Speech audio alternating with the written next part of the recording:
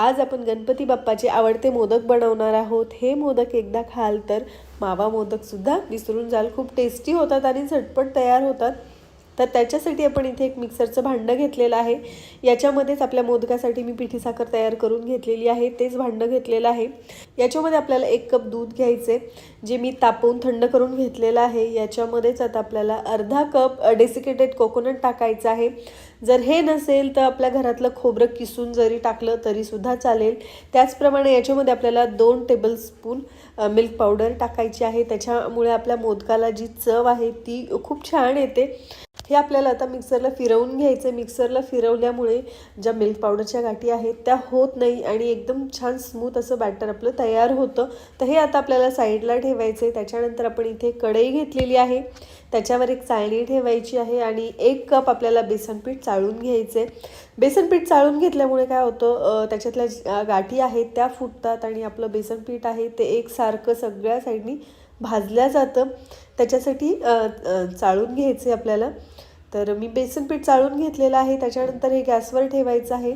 सुरुवातीला याच्यामध्ये काहीही न टाकता फक्त बेसन पीठ आपल्याला भाजून घ्यायचे।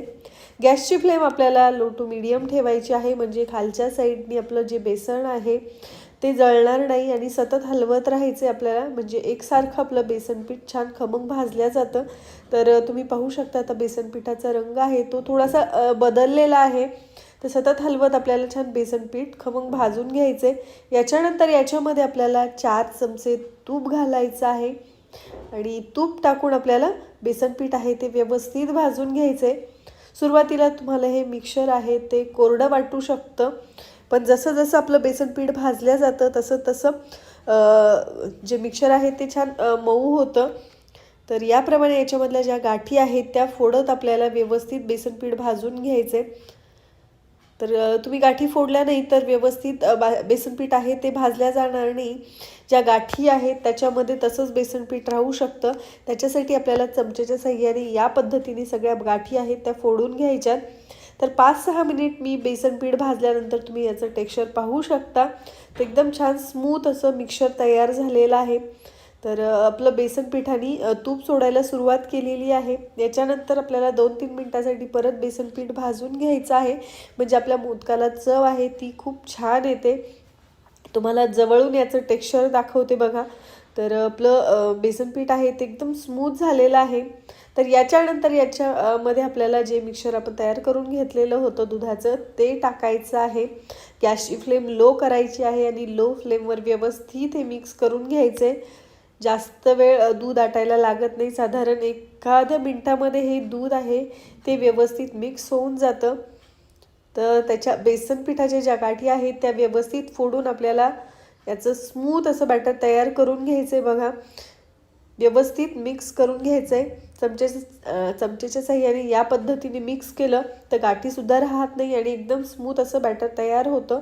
त्याच्यानंतर याच्यामध्ये आपल्याला 3/4 कप साखर घालायची आहे। 3/4 कप म्हणजे अर्धा कपापेक्षा जास्त आणि 1 कपाला थोडीशी कमी। तुम्हाला थोडंसं गोड आवडत असेल तर अजून थोडीशी साखर तुम्ही याच्यामध्ये घालू शकता। याच्यामध्येच आपल्याला अर्धा चमचा वेलची पूड घालायची आहे। सगळं मिक्स केल्यानंतर तुम्ही थोडंसं टेस्ट करून पाहू शकता की याच्यामध्ये साखरेचं प्रमाण बरोबर आहे का, हे का, कारण काहींना थोडंसं गोड आवडतं, काहींना थोडंसं कमी गोड आवडतं। ज्यांना थोडंसं कमी गोड आवडतं त्यांना 3/4 कप ही एवढी साखर आहे ती सफिशियंट होऊन जाते। हे सगळं व्यवस्थित मिक्स करून घ्यायचं आहे। तुम्ही पाहू शकता याचा एक गोळा तयार होतोय आणि याला आपल्याला शेप देता येतो इतपतच आपल्याला हे मिक्स करत राहायचं किंवा शिजवून घ्यायचं। त्याच्यानंतर गॅसची फ्लेम बंद करायची आहे आणि जे आपलं मिक्सचर आहे ते एका ताटामध्ये काढून थोडंसं थंड करून घ्यायचं आहे। आता खूप जास्त गरम आहे तर आपण हात लावू इतपत आपल्याला हे थंड करायचं आहे। तर आता आपलं जे मोदकाचं मिक्सचर आहे ते हात लावू इतपत थंड झालेलं आहे। त्याच्यानंतर आपल्याला मोदकाचा साचा घ्यायचा आहे, त्याला आपल्याला तूप लावून घ्यायचे। तूप लावल्यामुळे आपल्या मोदकाला छान शायनिंग येते आणि साच्यामधून आपला मोदक आहे तो सुद्धा सहज निघतो। तर याप्रमाणे मिक्सचा एक गोळा तयार करायचा आहे। याला आपल्याला आवडीचे ड्रायफ्रूट्स लावायचे आहेत।